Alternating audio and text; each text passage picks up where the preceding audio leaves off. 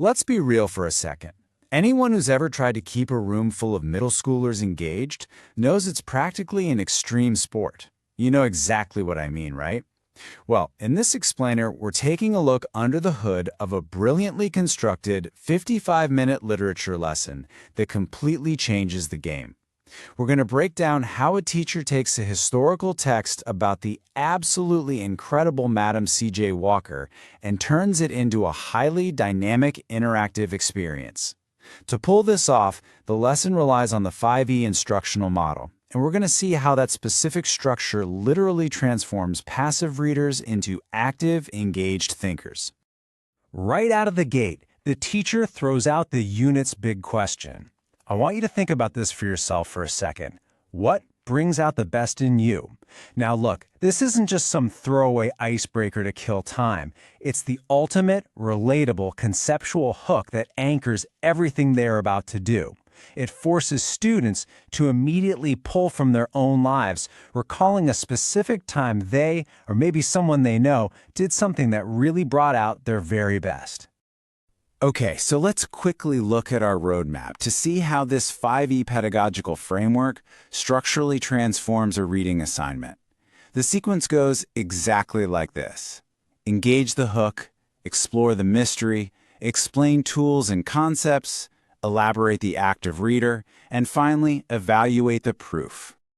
This step-by-step structure is so clever because it takes students on a very intentional journey. It ensures they aren't just handed a bunch of information to memorize, but are instead guided smoothly from that initial spark of curiosity all the way down to demonstrating tangible skill mastery. Starting right off with Phase 1, engage the hook. In these absolutely crucial first 5 minutes, the sole focus is creating personal relevance, and this happens before a textbook is even opened.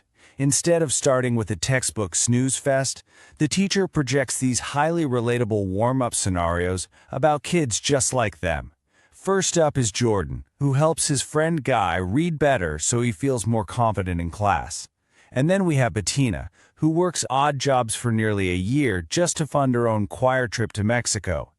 The students jump into a quick think, pair, share, debating whether these scenarios actually brought out the best in Jordan and Bettina. It takes that abstract big question we just talked about and makes it instantly concrete. That moves us right into Phase 2, explore the mystery. This is where the teacher orchestrates about 8 minutes of what we call productive struggle, really hooking their curiosity.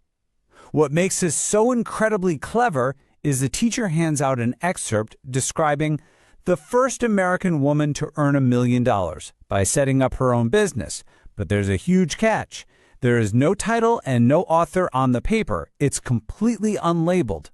Suddenly, these kids are detectives. Working in pairs, they're forced to guess the genre. You know, who is telling the story? Is this a real person? What kind of career field could this even be? It creates his perfect, productive uncertainty that sets up the next phase beautifully. Which brings us to Phase 3, explain tools and concepts. After listening to all the students' wild guesses without confirming a thing, the teacher finally steps in for the big aha moment. The mystery is solved. The teacher reveals the text is Madam C.J. Walker by Jim Haskins. Now, this is a vital teaching moment. The teacher immediately seizes this opportunity to explicitly contrast a biography with an autobiography. This is huge. A biography is the true story of a real person, but it's written by someone else, which is why Haskins uses pronouns like she and her when writing about Walker. Contrast that with an autobiography, which is the author's own story written by themselves using the pronoun I. Getting this genre distinction crystal clear right now is absolutely essential for how the students will analyze the text later. With the genre firmly established as a biography, the teacher directs students to page 118 of their textbook to introduce the core literacy toolkit for the unit. They're looking at 4 key reading skills: activating prior knowledge, connecting, predicting, and questioning. Alongside those, they have 4 literary elements: narrator, point of view, chronological order, and tone. Laying it out like this shows the students that these aren't just random vocab words for the day, they are essential tools they'll be relying on to decode the text. But look, just knowing what these terms mean isn't enough, right? Our student detectives need a practical way to track them out in the wild. And that introduces the absolute most vital skill of the entire lesson. Think of this annotation key as a secret shorthand. You've got a question mark for confusion, an exclamation point for connections, an arrow for predictions, underlining for dates and facts, circling for interesting words, and writing POV for narrator clues. To really hammer this home, the teacher live models this shorthand directly on the projected board, reading the first few sentences out loud and physically drawing the symbols for everyone to see. Now we hit Phase 4, Elaborate the Active Reader. This is the real meat of the lesson, taking about 16 minutes, where students take their shiny new tools and apply them to Walker's incredible life story. But before they get too deep, the teacher's guiding notes specifically mandate a really important pause on page 120. The text describes the harsh historical reality of sharecropping, Jim Crow laws, and racial violence. It is absolutely essential that students have the time and space to actively process this grave historical context. They really need to grasp the immense systemic obstacles Walker faced to fully appreciate her achievements. As the students are tasked with annotating as they read, the textbook actually acts as a brilliant co-teacher, providing active models right in the margins. For the questioning skill, it literally asks, "What are sharecroppers?" prompting them to look it up. Then, over on page 122, as Walker moves to Denver, it provides a predicting model. Based on what I know about Sarah, I predict that her business will be successful because she is smart and works hard. It's practically coaching the students in real time to use their own arrows, exclamation points, and underlines. And this is where we see the chronological order literary element in action.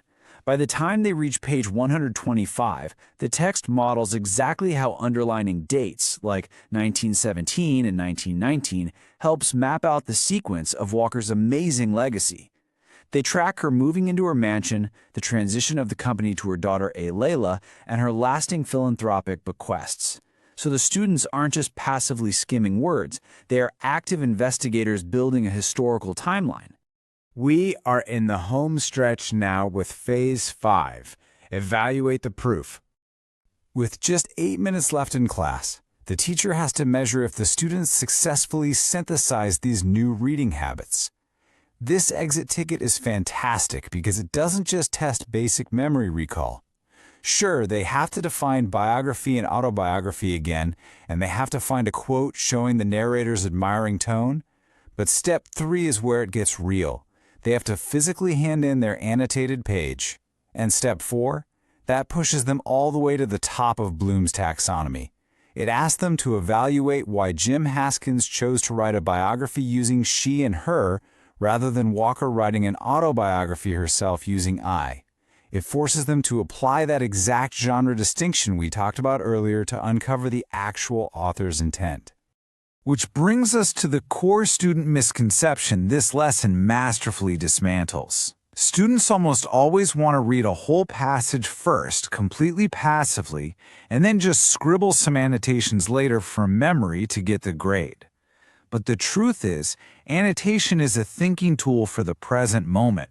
By collecting the physically annotated page at the end of class, the teacher is verifying that those symbols were used live, proving that true active reading actually took place. So, I'll leave you with this final, provocative thought. How does forcing the physical active annotation during reading fundamentally change the experience of learning?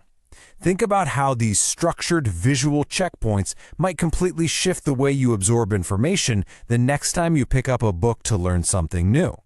Because at the end of the day, it's not just about reading the words on the page, it's about actively joining the conversation. Thanks so much for joining me on this explainer, and I will catch you in the next one.